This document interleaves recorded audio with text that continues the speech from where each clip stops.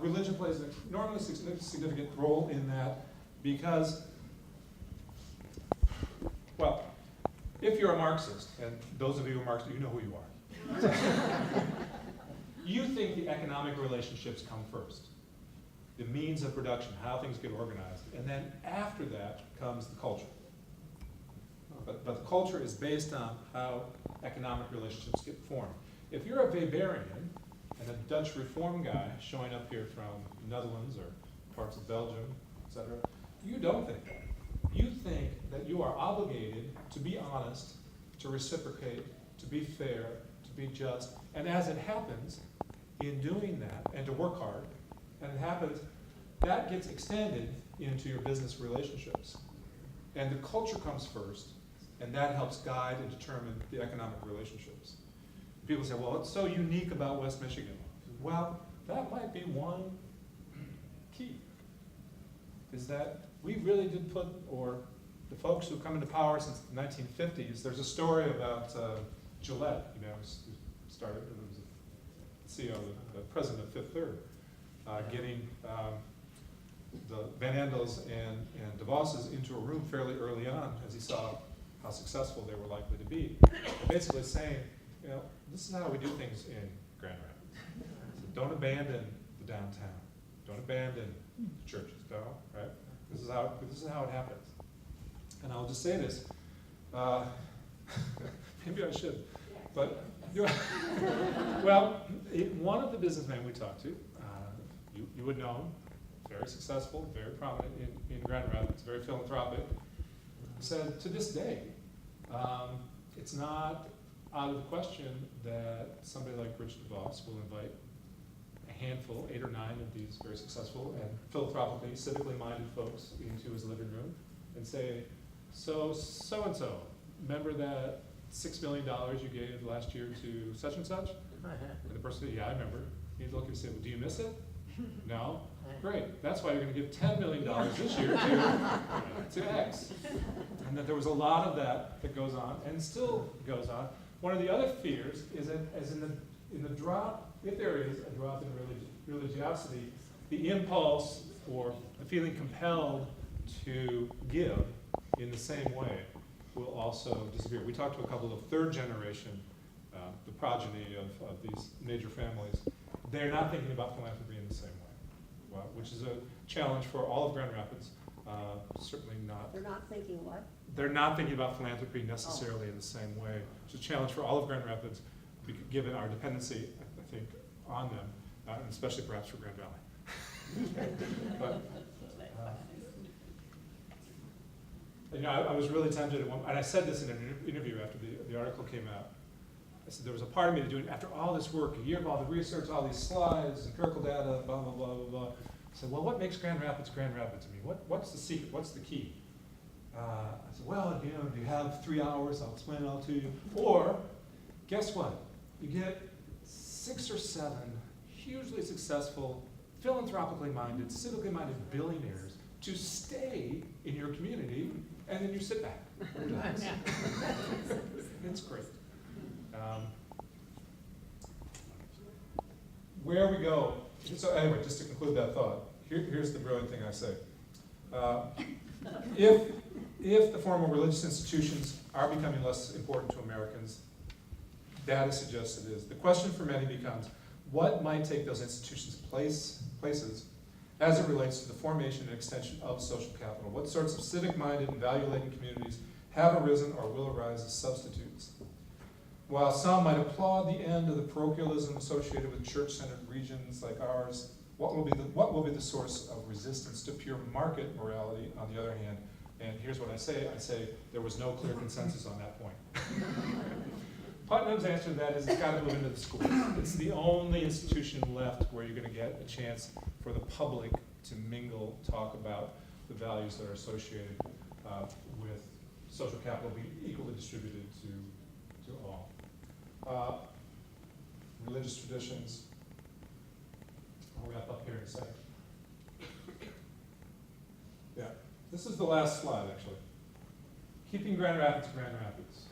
So some of the stuff, it doesn't exactly take a genius to figure out, but it's to figure out the problem. It would probably take a genius to figure out how we're going to actually incentivize folks to do this. And that is to keep the local and family ownership. It has declined some in the last decade. There are people who are selling to outside ownership or just divesting themselves of the business altogether.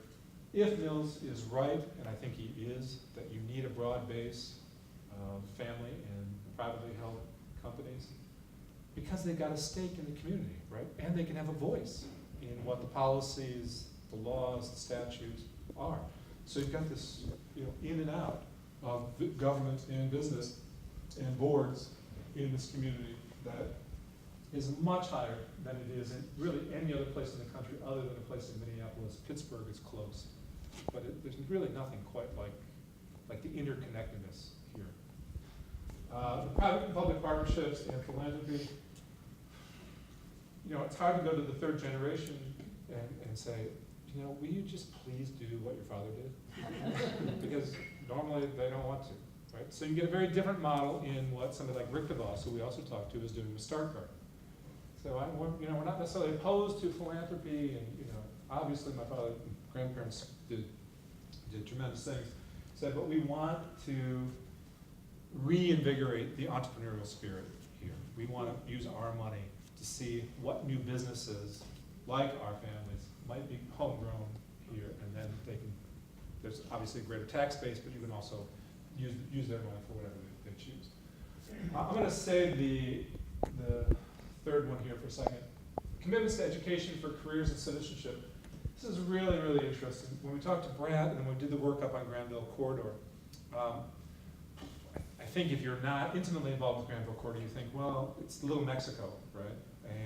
But it's obviously much more nuanced than that. So they're Ecuadorians, they're Guatemalans, they're Cubans, Mexicans, and they think about education quite differently. And it mirrors in some way what happened with the Dutch and the Germans and the Poles 50, 60, 100 years ago. Where according to Brad, and it's right, the Dutch really did put more emphasis on higher education. We don't want you just working, sweeping up things in the furniture factory anymore. I'm doing that so you can get higher education. The German Catholics and Poles, a little differently, more emphasis on work, financial security. It made sense based on what they were coming from. Also different theology, informed differently. Guatemalans, Ecuadorians, and the Mexicans to some extent, let's get here, let's work. Nose to the grindstone, make ourselves as secure as possible, bring our family if we can. We're not thinking about education. The Cubans are coming, they're thinking about, how do I get into Grand Valley? How do we take the next step? And you might see that same differentiation play out as it becomes a greater part of the population in Grand Rapids.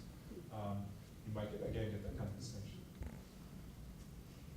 Well, in any event, we need more people. This is going to sound self-serving. We need more people coming to college, right? Well, gee, why would I say that? There isn't anything in the empirical data that suggests that getting a college education is a bad thing other than the debt. That's a hugely bad thing that I hope we will address shortly. Everything else, the benefits that attend to that, across the board, health, long-term prospects in terms of how much money you're going to make, density and richness of social network, everything advocates for it. The promulgation of the ethos, the trust, hard work community. I'll be interested to, if I can ever stop talking, to open it up to questions and comments, but I don't know. What does social capital mean in terms of actual dollars and cents? I'll say one story. So CEO of another very large company in town said, we will bring executives in from other parts of the country to join our organization. And they'll sit in on a meeting in which we're doing some big multi-zillion-dollar deal. And they watch the two CEOs or VPs shake hands and walk out of the room. And they'll go, so right, now it goes to the lawyers, right? They'll go, no. Well, so it goes to the accountants, right? No. So it's done. That's the deal. And they're just flabbergasted. They can't believe it. And it lowers your cost of doing business exponentially, right? You don't need a phalanx of, I mean, we have a lot of lawyers in town, and they do great work, but you don't need a phalanx of lawyers and accountants that lots of other regions need because people know and trust one another. It's hugely helpful in terms of your own health and well-being, but also in terms of the economic payoff. The last one, I'll leave you with this. Authentic integration. Schools, neighborhoods, businesses, and government. We're a long ways from anything like authentic integration. If those slides show you anything, they show you that the African American population in Grand Rapids has made zero progress in the last 40 years in Grand Rapids. Just haven't really moved the needle at all. We can talk about, well, that's their fault, that's our fault, blah, blah, blah. It's interesting to have this conversation that it probably should be had. I'm more interested in, look, the authentic opportunities, ideas, the kind of social engineering it'll take, the kind of changing of hearts and minds it'll take. We started it and we gave up, in my opinion. But I think we've got an opportunity here because of Grand Rapids' size, because of the huge investment on the part of not just leadership, but people who are very proud to live here. We've got an enormous opportunity to actually address that in ways that will make significant changes. And we'll keep Grand Rapids, but we'll keep Grand Rapids for more Grand Rapidians than ever before.